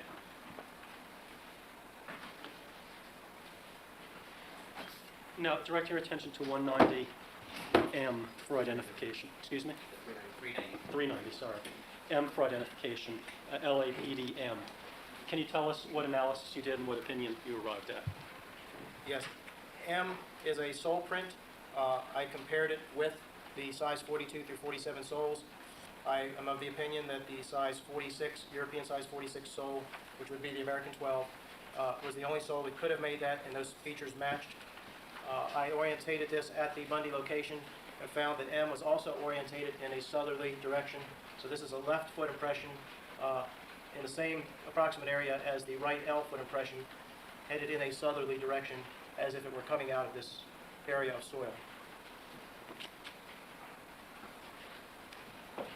And direct your attention to 390N for identification. Can you tell us what analysis you did and what opinion you rendered on that? N is a heel impression, And at the top of the photograph, there is a part of the sole in that picture as well. And that is a heel impression which I compared with 42 through 47 soles and heels and found that the left size 46 or American size 12 made that impression. In orientating it at the scene, N is orientated as a left impression heading west along the Bundy sidewalk.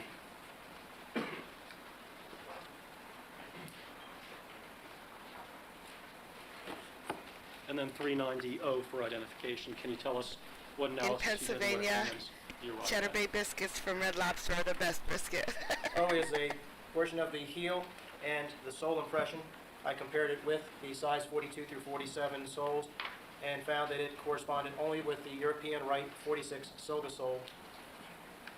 I oriented that at the Bundy scene and found it was heading in a southwesterly direction at an angle a little bit further west of L and M, but also as if it were exiting that soiled area along the walkway. The prosecution sucks. And Worst then P ever. would be another indistinct, Ever. I take it from Yes, it would. Let's take a quick look at that. Can you just tell us, with respect to 390P, why you concluded that was indistinct? Yeah, 390P does reflect blood, and it was, in all probability, made by an item of footwear, as common sense would dictate, but it does not contain any of the detail necessary to compare it with the Silga sole, but at the same time, it does not contain any differences that would indicate it was a different design than the Silga sole. It's simply getting to the point where there is insufficient blood on the shoe to make an impression that's discernible. Or is there anything to indicate whether it would be a size European 46, American No. 12, No. as opposed to something else? No, I couldn't make any determination from that. Now let's go to footprint S for identification. That starts with another series of exhibit numbers. That's 391. Did you do an analysis on 391? Yes, I did. What opinions did you conclude on that? S is a heel print, let me hold it this way, is a heel print that I compared to the 42 through 47 soles and found that it corresponded with the left European size 46 heel and did not correspond with any others, and therefore was made by a shoe from the Silga left size 46 mold. I oriented that on the walkway and found that that heel was heading in a southwesterly direction.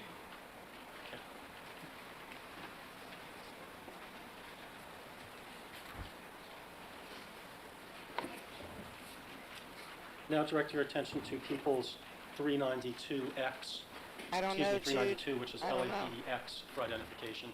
Can you tell us what analysis you did and what opinions you came up with on those? Yes. X is the heel and part of a sole impression, and in comparing it to size 42 through 47, I determined that only the left size 46 Silga sole could have made this impression. I oriented it on the walkway and found that X was heading in a due westerly direction.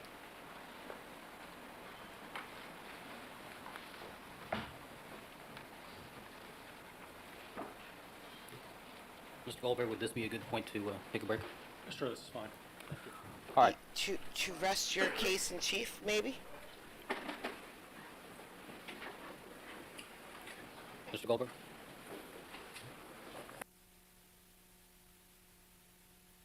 For real?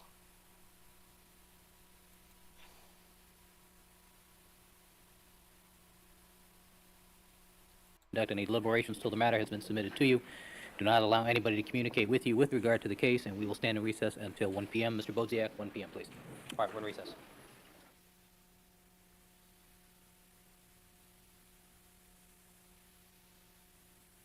Great. Jude comes back and they go on break. Ha ha ha. All right, back on the record. All parties are again present. Jury is not present. Ms. Lewis, good afternoon. Good afternoon, Your Honor. Your Honor, I just filed a motion to quash subpoenas which were issued by the defense on certain district attorney personnel. I've talked to Mr. Bailey, who expects to handle that, and a week from Friday, does that suit your motion calendar? Be June 30th? If it's all right with the defense, though, I had not discussed that date with Mr. Bailey. Friday? Friday it is. The 23rd? 23rd. Thank you. I know. All right, counsel, off the record, at the time that we broke, we agreed to take a brief recess after Mr. Goldberg concludes his direct examination to recycle the exhibits and allow defense counsel to examine the soles, et cetera, correct? That's correct, yes. All right, anything else? No. All right, Deputy McNair, let's have the jurors, please.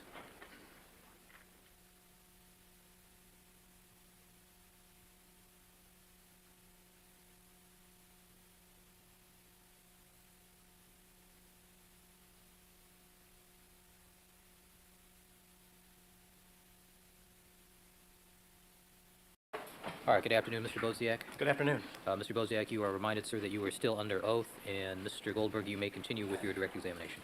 Thank you. Mr. Bodziak, I think when we left off, we were talking about the Bundy board, and we had gotten up to Exhibit Y. With the court's permission, can I put the board down? You may proceed.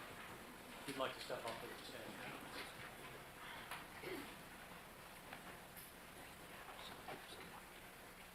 Okay, showing you 390Y, LAPD, photograph Y. Can you tell us what analysis you did on that and what conclusions you reached? Yes, Y is a full heel and some of the sole impression of a right shoe, and I compared it with the size 42 through 47 soles, both left and right, and found that it was made from a right size 46 European Silva sole. I orientated Y at the Bundy scene as a right impression heading in a westerly direction. Okay, thank you. Now I'd like to change to the other half of the Bundy board. It's Exhibit 387B for identification. And Mr. Bodziak, does that have some more footprints on which you were able to make a comparison? Yes, sir.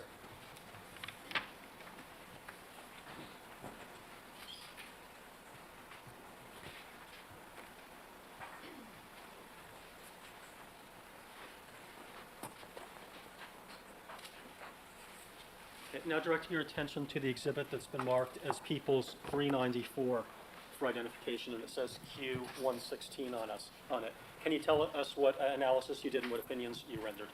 Yes, Q116 was an impression in the rear driveway area, and it consisted only of the right border area of a shoe. In this case, there are two parallel lines that curve for 3 or 4 inches, as well as an area up at the toe that would be associated normally, through my comparisons, as a toe off. In other words, where the shoe would tilt forward and perhaps some blood up around the toe of the shoe might then be left. In making a comparison, I determined that the right size 46 test impression, particularly the inner and outer border along that area, were the same relative size and same contour, and when put in that position, this little toe-off area corresponded with the toe. So there's a strong indication that this is a right size 46 Silva sole as well. Okay, so is this one in which you did not come to a definitive opinion? I came to a definitive opinion that it was a right sole, and that the characteristics which are evident there, namely the two parallel lines, the inner and outer border along the right edge, and the toe point up here, correspond, but there was not any of the pattern or remnants of the pattern as there were in the other impressions. Okay, was there anything on this one that was inconsistent with the Silva sole? No, there was not. And the orientation of that was in a westerly direction. All right. Now, sir, if you take a look at this diagram, is there anything to account for why, given what you told us about how footprints are generally deposited at a crime scene, you would have this Q116 footprint, but no other footprints represented on this half of the chart? Yes. May I take one of the soles to answer that? Sure. As I had mentioned before, there is this raised perimeter which goes around the design area, and there's also an outer perimeter which is a smoother corner, and it's raised a little bit above the surface, but it's very close to the surface. The blood could have accumulated in between this raised line and also be around just above what would normally touch the ground, this outer border. No, Nan. As well Where as are around we the toe. going, Josh? And if a person Josh, were to where are we go going? along here, and essentially there would not be enough blood with normal steps to be deposited, but then came down this step or steps here, just that little bit of decline, a little bit more weight on that foot, perhaps at an angle like this as you would be coming down the step, could cause a few remnants of blood to then be deposited there. So this would not be unexpected to see that. Okay.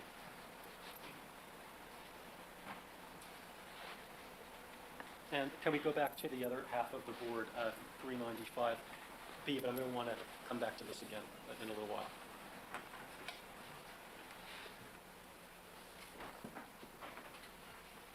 Now, I'd like to show you the exhibit that we've previously marked as 395. And will you tell us whether you did any analysis on those two shoe prints?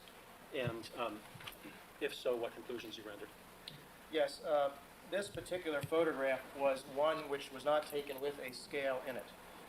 It is representative of the area of the two impressions, one which is left heading westward and one which is a right impression heading eastward, which are on the same step as impression number B, but on the opposite side of the step. And this can be seen in a general scene photograph. Impression number B? But none were taken Okay. with a scale in it from directly over top. These impressions are both very, very light and fragmented. Maybe you can walk up in front of the jury so that they can see these, because these are a little harder. Because there was no scale in the photograph and because it was taken at a slight angle, the best that I could do was to have an enlargement of approximately the size of the step made. And of course, even if it was exactly the size of the step, because it would be at an angle, it would not be accurate. But just close enough to show, to demonstrate that where I put the arrows, there are some design features with regard to the sol de sol in both of these impressions. The one that is heading eastward, which is the left impression, has the double border, and I pointed arrows to that. And it also has some slight angles from where the design intersects the perimeter at those angles. And there's also a corner which corresponds with the heel of the left shoe. And so you can see some design similarities between this very partial impression and the sol de sol. So was your view that it was consistent with being the sol de sol, or that it was the sol de sol? All of the features which I just mentioned and which I saw in this impression were consistent with the sol de sol, and I did not see anything different about the shoe that would indicate it was a different design. Okay. On the bottom of this chart, that represents the left impression heading westward on the same step as B. And I've also pointed some arrows to that impression showing various fragments of the design elements that are associated with the sol de sol. And even though I've attached overlays to these, because the picture is taken at an angle and we have no way of knowing the accurate scale, these are merely to help assist, for demonstration purposes, the respective portions of those design elements on a sol de sol, such as the parallel border and the angle of the design where it intersects the border. And what was your opinion then with respect to the lower shoe print, the one that's pointed in the westerly direction? That the features that I saw in that corresponded with the sol de sol, but because there was no scale or no angle, I cannot associate it with a particular size sol de sol, but I don't see any differences that would be indicative of a different design. Okay. Now, in addition to the photographs that we've specifically discussed this morning and this afternoon, were there some other photographs that you did see of some indistinct shoe prints that we didn't specifically go over? Yes, there was. And a couple indistincts we discussed this morning, is that correct? Yes. Now, with respect to the items that we just discussed, if you saw some crime scene photographs, do you think you could give us an indication of where, in relation to the chart, those crime scene photographs show? Yes. Your Honor, I'd like to show some photos that have already been marked as exhibits for identification. And some of them were fairly graphic, about 3 of them. Do you want me to let you know when we get to those? All right.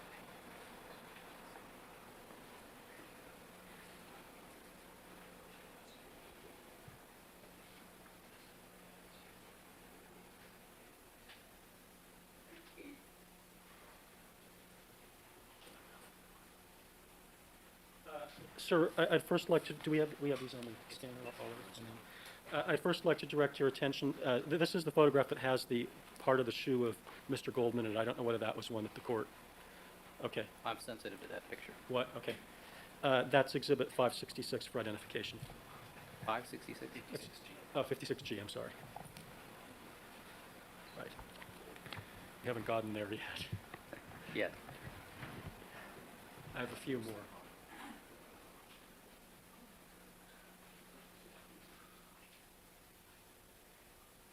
Evidently, we don't have the court's operator for our Elmo, so Mr. Fairtlow is going to step back and turn that on.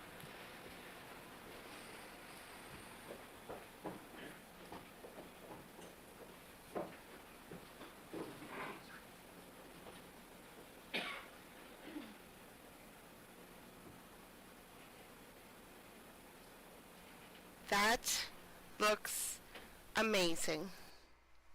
Amazing.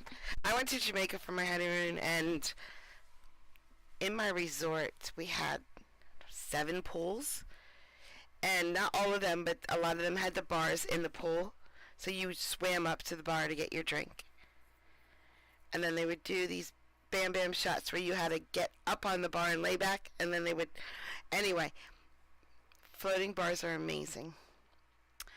Okay, I got a live stream starting in 8 minutes. We're going to watch a sentencing live. We're going to watch it happen live. I don't know what time the sentencing is. So, hopefully we just didn't miss it. Hopefully it didn't start at 8. So I got to get the live stream started. I'll see you all there. Bye, guys. Thank you so much for coming out. Thank you. I appreciate it. I did miss that part. Thank you. Bye, guys.